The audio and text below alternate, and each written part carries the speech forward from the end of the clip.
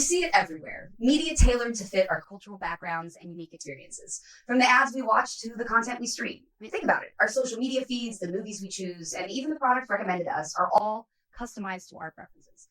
So why aren't we taking the same approach with something as vital as preventing substance misuse in our kids?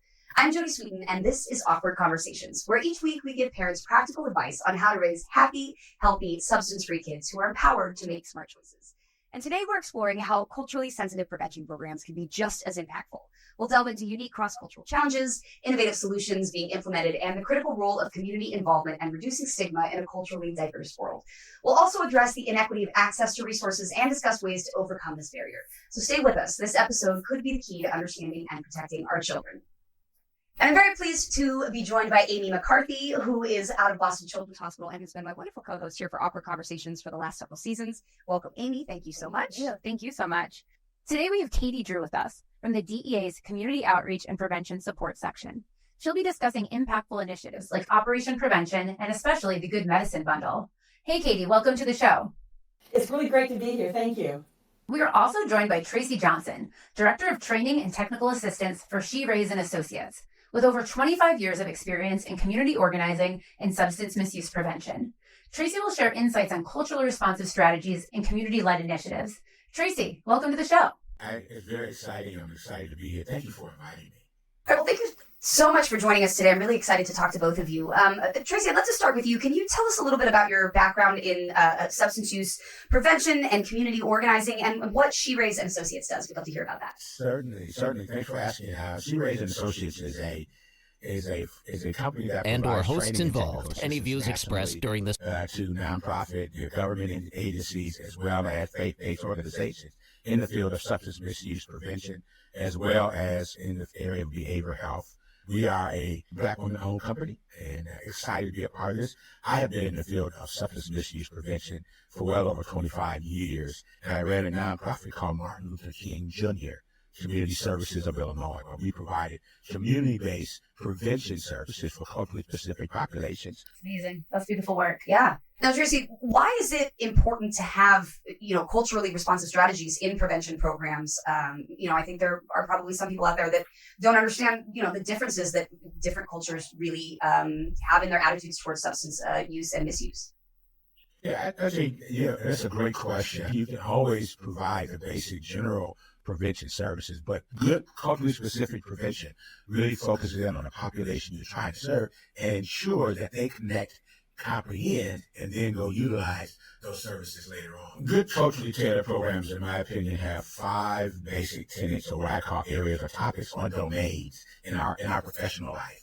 We know that good culturally tailored programs focus on the individual, focus on that individual's family, focus on that individual's friends, focus on the school, especially which that individual attends, and then ultimately it focuses on that individual's neighborhood in which he or she lives. That includes the faith community. How do you differentiate the culturally tailored programs versus kind of general programs? One of the unique things that I've found in my work with good prevention, culturally specific programs has been the ability to make sure it enhances what that particular culture already is about, what they know and what they can recognize.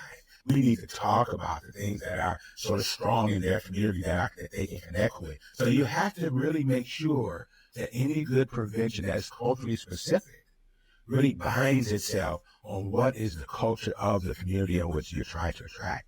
And we can do a basic prevention and say, this is your brain on drugs, but if that doesn't hit the specific population of African Americans, tribal communities, Latino communities, without doing something maybe in their language or showing their community the importance of how drugs impact them, and then it gets to the message that they can connect with. Oh, it's about doing your homework and about making sure that you're connecting with people in that culture and understanding their traditions, their beliefs, and the values. And that they're seeing themselves reflected in the resources and the help that they're getting. That is so important. How important is it that the facilitator or the leader of those programs be someone from within that community? It is best to go in with folks that can identify themselves within that community, and that the community can identify themselves with those individuals. For instance, in the Spokane tribal community, being African American, I can only relate to certain things that are from a cultural standpoint. But we got an individual on our team who was from the Native American population, who both helped us prepare, but also as they see him being a part of the team and presenting, it provides a more connectivity, if you will, to understanding and saying what they are saying has value because they value who I am and who my community is. And the understanding of how it affects, different attitudes in regards to recovery, different attitudes in regard to therapy, in regards to what substances are more problematic than others. So many of that, of those sort of cultural dictates really affect whether people will go to therapy or whether they'll talk about having a substance abuse problem, or, whether it's their drinking is even seen as a substance use problem. And having people who has that basic background in cultural experience really adds that value to it so folks can really understand it and really apply it. Absolutely. And if they don't feel that it's speaking to them, then the application is often lost. Catie, I would love to speak to you a little bit. We want to get to a specific Operation Prevention program for the Native American community that you work with specifically, but can you give us kind of an overview of what Operation Prevention is and what its broader goals are? So Operation Prevention is an initiative that we began in 2016. We actually partnered with Discovery Education, who are well known for doing exemplary lesson plans for schools and for teachers and students. And so with their reach and with their fantastic way that they put programs together, but with our knowledge and content about drug and drug misuse and how it affects the body, we figured, what a great partnership. And initially it was just about opioids and prescription drugs. But then it expanded because we got a lot of requests from people. This is a fantastic program. There weren't a lot of great drug prevention programs, especially ones that were free. And that's the best thing about it, is it's totally free. So then we came out with our multi-drug exploratory program, which covered 6 different drug categories. And this was a fantastic program. It would cover elementary and middle school. Our original program would cover middle school and high school. And included with that were some videos that students could do. We had a contest, and one of the most important parts of that was the parent toolkit. Because parents, a lot of times, they want to talk to their kids, but they don't know what to say. And so it was a great tool to say, look, here's some ways you can talk to your kids. Here's ways to start the conversation. Yeah, and Catie might look familiar to some of our viewers because you have joined us on a previous season of Awkward Conversation. So thanks so much for joining us again. And for folks who want to learn more about Operation Prevention, you can do so by clicking the link in the show notes. Now, one of the things that Operation Prevention also does is the Good Medicine Bundle. And can you tell us a little bit about what that is and what its objectives are? So I love the Good Medicine Bundle. In fact, it's one of my favorite modules. And we were actually doing this program, doing this initiative, and we were doing it out in all over the country, actually, but definitely in the Southwest with our tribal audiences. And they came back to us, they said, this is really good, but could you adapt it to our culture? DEA went back to Discovery Education. Discovery then partnered with NIEA, the National Indian Education Association, to write the curriculum. The most interesting thing about the Good Medicine Bundle is it doesn't really even talk about drug use. What it really does is it's all social emotional learning. It talks about ways that you live your life and looking at how you live your life and the decisions that you make and different things that can help you recognize your decisions and help you make good decisions instead of bad decisions like doing drugs. And so it's used to complement the existing curricula that does talk about drugs and the science of addiction and how substance misuse can affect the body, but it was written specifically for tribal audiences. And what's really great about it is that even though it was written for tribal audiences, anybody can use it. And it's got wonderful activities that are part of it that are used in the classroom, can be used at home, but it can also be used for anybody. I love that you bring up that the Good Medicine Bundle really doesn't necessarily even talk directly to drug use, but it talks to all of the things that we talk about on the show all the time, which are really the foundations that will help prevent substance abuse and misuse, which is community, which is self-worth, which is self-esteem, all of those things that, are discussed, and it's less about the individual and more about the impact that you have amongst people around you. And that's really a lot of the essence of what we talk about is the tools that you need to prevent substance abuse and misuse don't start in middle school or high school in a direct conversation about don't do drugs. It comes at 7 years old when you teach them how to have empathy for someone, or how to be a good team player, or how to deal with disappointment, or all of those things. Like, that's the stuff that I think people need to understand is really the key to helping with substance abuse and misuse. It's all those pre-things that have nothing to do with drugs or alcohol, but have everything to do with a healthy sense of self. Exactly. Yeah. And making people of that community, in this case, the Native American community, empowered with knowledge and information that they can use within their own, in their own groups and in their own communities, which I think is amazing. Cultural barriers to recovery and mental health are something that I don't think we realize can vary so greatly from community to community. And if you walk into a situation assuming that everyone is operating from the same understanding or appreciation of substance or mental health help, it can often be very, very different. And learning how to lead people to the right culturally sensitive and culturally aware resources. When we're doing substance misuse prevention in a cultural way, particularly when we do community organizing, we bring the community together and we say, what's best for your community? Here are some ideas, but we want you all to create what we're going to do as we outreach to your community, and what are some of the things that should be as talking points, what works best, and listening to them and letting them formalize that so it becomes their idea and their process. That's the strength of good culturally-specific and competent sensitivity. And one of the things that DEA did was hired a tribal liaison, someone who is of the tribal nation, the one that we have, the Navajo Nation, and she goes in there and she works with the communities, she talks to the elders, she makes those connections, and because she's part of that community, it's much easier for her to make those connections. She also helps us to understand some of the culture behind this. So to me, having her do the programming is fantastic. And I learned a lot more about the culture than I had previously known, because she is so knowledgeable of it and is in that culture herself. Tracy, what have you found are some common challenges in implementing culturally relevant prevention programs? I think in my book, I think there's about 4 of them. One is cultural competence and sensitivity, understanding the diverse culture. A lot of times practitioners often lack a deep understanding of the diverse cultural background of the population that they're serving, and that causes some concerns. There's a lot of miscommunication and misunderstanding, like language barriers or cultural nuances. That can lead to miscommunication and misunderstanding between folks who want to provide prevention, and the community or parents who want to receive it. Secondly, it's community engagement.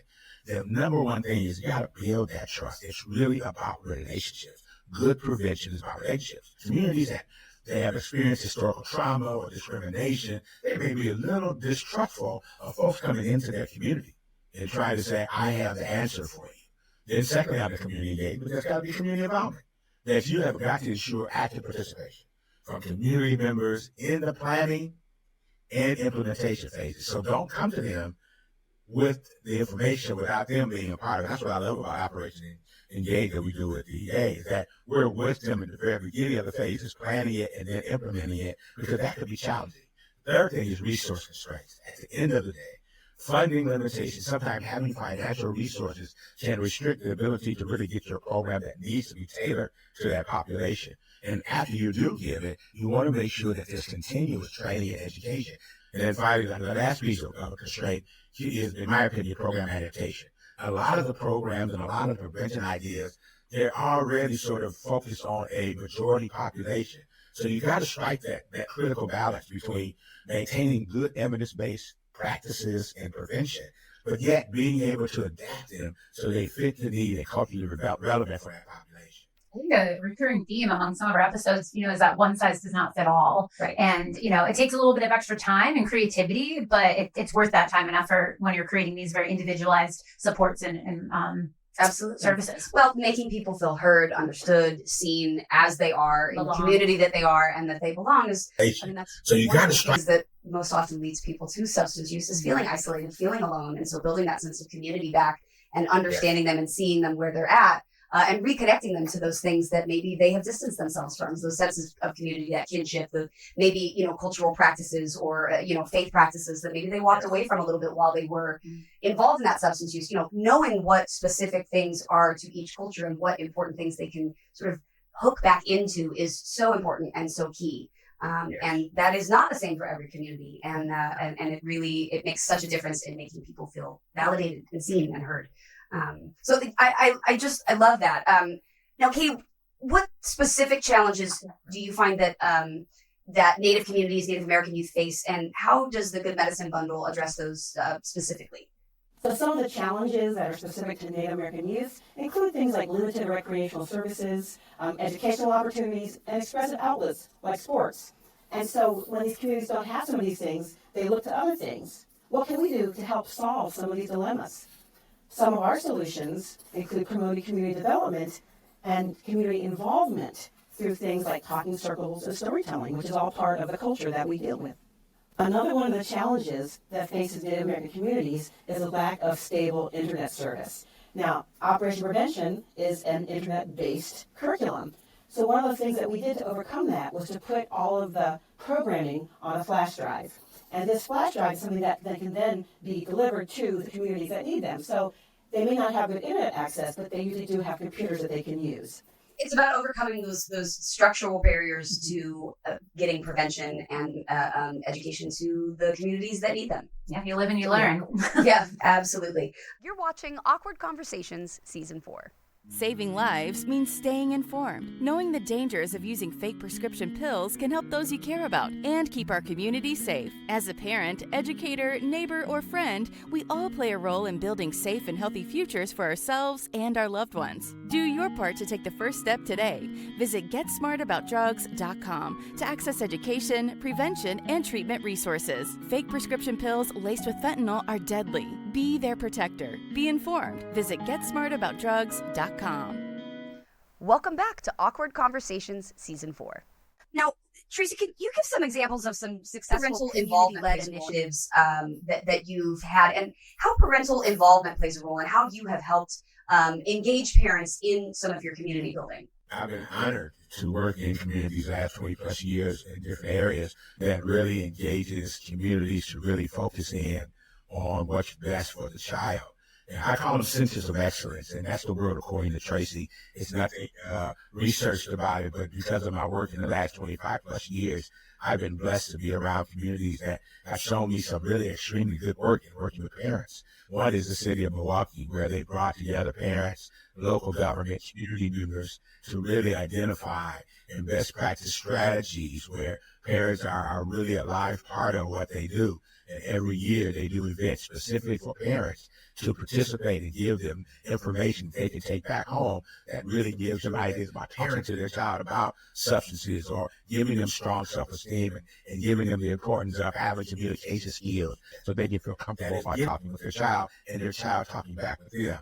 And there's another one in Miami with an organization that I work with called Gang Alternatives Inc. And they provide a real strong model where they actively get parents involved in the Caribbean Afro-American community in Miami, where the parents are really involved with the strategy, the planning, and the implementation of parent-led focus groups and meetings for their after-school programs and the tutoring programs that their students and their children participate in. They are focus-led, engaged, and they provide the best way to get people involved, particularly parents, to really understand that. And then secondly, I mean, one of the things I've learned through this whole idea is that parents need to understand that even in education, there's this law that parents don't know about. It's called Every Student Succeed Act, or ESSA, as we call it. And ESSA is built to make sure that parents are involved. So every school building in the nation that is getting public funds, federal funds, have to follow the ESSA parents in requirements. And that is, get parents involved from the very beginning. And that's critical for good prevention. Parents should know when they talk to their schools, ask them, what is the school doing around the Every Student Succeed Act and getting parent involvement? Absolutely. And I find even just going into my, when I'm picking up the kids or dropping them off, just popping into the counseling office, there's always all manner of flyers and posters and Zoom meetings for parent education. There is a lot happening and it feels overwhelming. I know sometimes I'm like, there's so much, but your school is an excellent resource for in-person, online resources that are, again, going to be tailored probably more specifically to the community that you live in, if that's the school that your child is attending. And then you're also connecting with your school counselors, your school teachers, seeing those faces of those other adults that are involved in your kids' lives and really learning about all of the opportunities that are available to you. And, uniquely, a lot of the parents in the higher risk schools where parents didn't have a good connection with their school when they were young. Tracy, I think it's a good opportunity to highlight is that again, parents need help and support and deserve help and support. Yes. I think so often I see parents coming to me saying, my child needs help. Like, what can I do to help my child? And I think so often it's like, let's start with what you need. One of the things that we talked about in regards to the ESSA Act and knowing your rights, if you are at a school and your student needs extra support, whether it's in the academic area, whether it's in counseling, whether it's with substance use, if you feel that you are not getting the response or the attention that your kid needs, you have every right as a parent to go to your school and say, I want to talk to this person. This is what my child needs. And it's a lot. It's overwhelming to take in all of this information as a parent, but it's really important to know that if you see that your child, that you've asked for services or that you've asked for help in a certain area and you don't feel that it is being given to your child or to your family in a way that best serves them, you can ask for more. You can ask for help. You have the right to do that. If you just feel people are sort of going, yeah, check that box. Yeah, we did that. Ask for more. It's okay. It's okay to be the squeaky wheel when it comes to asking for, help and consideration in a way that best serves you, your family, and your community. And I think, most people I think are really dedicated and working really hard to ensure that, young people's rights and families' rights are met. But of course, you are going to come across sometimes people who are unaware or who maybe are kind of checking a box. So when you ask those questions, it kind of puts them on notice a little bit. Yeah. Like, and I also think another thing that parents can do when they're wondering, like, this doesn't maybe seem right or something seems off, Googling like terms like student advocacy in my area or kind of legal kind of support can help kind of start, pushing you in a certain direction to get those answers, those questions answered. Mm-hmm.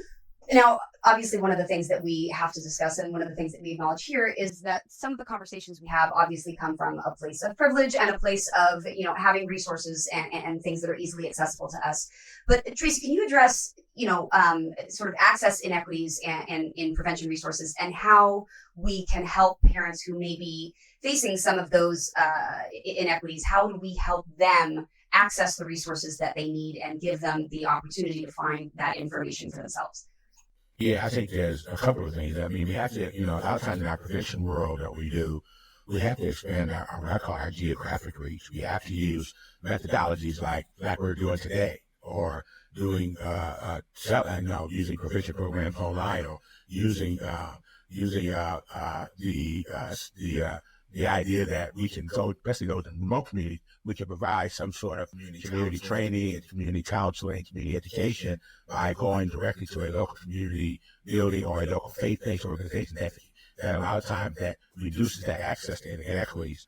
A lot of times we also have to look at some people think that it costs dollars to get prevention programs or prevention training. There is no cost most of the time. And also we have to look at the whole idea of cultural language and language inclusivity.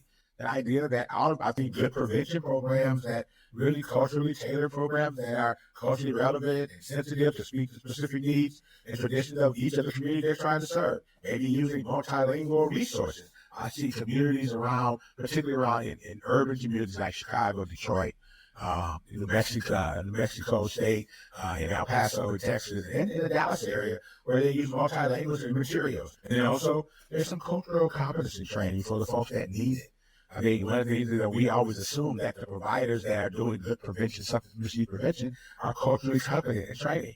And then it's improving awareness and education. I think a lot of the communities don't really think about the importance of community outreach, going to where the folks are, going to where they are and talking about and utilizing prevention resources, using that what they know as their local media. It may not be the number one radio or television station that we see normally. It might be a community radio station, a community newspaper, or a community event that they mostly read or listen to. We have to know what that is and do community outreach.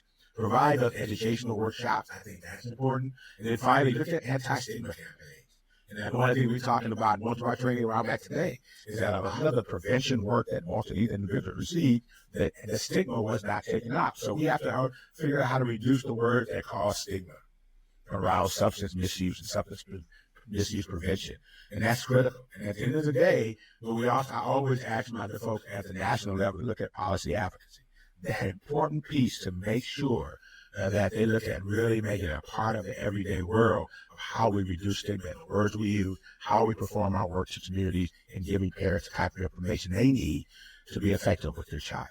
And understanding that the words we use and the language that we use to talk to different communities is incredibly important, and it can either, uphold stigma and, values that prevent people from getting help, or we can learn how to use our words in order to further move that forward. Yes. Yeah, and I think a reminder, like that we're having this conversation about reducing substance use because we're trying to reduce difficult kind of outcomes for young people, but it's not about villainizing or vilifying or demoralizing people who are using substances. Not at all. This is a brain disorder, and it's very difficult to contend with for sure.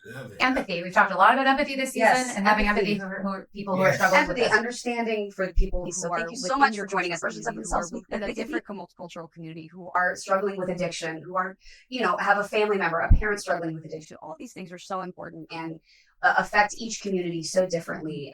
And it's really important that we are cognizant of helping lead each community toward being the happiest, healthiest, most whole that they can be within the framework of the values and the community that is important to them. So Tracy and Catie, thank you so much for everything you do in the community and helping, with substance use, misuse and abuse programs, and also with really connecting cross-culturally to so many people to make sure that, everybody has the ability to be the best version of themselves and to be the best parent and to help their kids grow into the best versions of themselves that they can be. Thanks for allowing us to be in that, allowing me to be a part of this. I appreciate the opportunity. I think this is really important to communities and to parents. I just want to applaud Awkward Conversations for having this opportunity to speak to you all and to provide information to parents nationally. Thank you all so much for having me. We at DEA are dedicated to doing prevention programming, and we're so happy to partner with the Awkward Conversations Initiative. Thank you so much. And it's thanks to people like Catie and Tracy and so many others who take just incredibly important, but sometimes small steps to make sure that everyone has resources that they need and access to all of those things, even something as simple as putting a program on a USB stick because the internet isn't great. Small acts of caring like that really help people find information and the resources they need. So thank you so much for joining us today on Awkward Conversations. I just love talking to you all. And thank you again, Amy, for joining me in studio for Awkward Conversations. And make sure that you're following us on YouTube so that you can check out all of our episodes from previous seasons and from this current season so that you can help talk to your kids about those awkward conversations. We're out of time today, but join us next week for another episode of Awkward Conversations Season 4.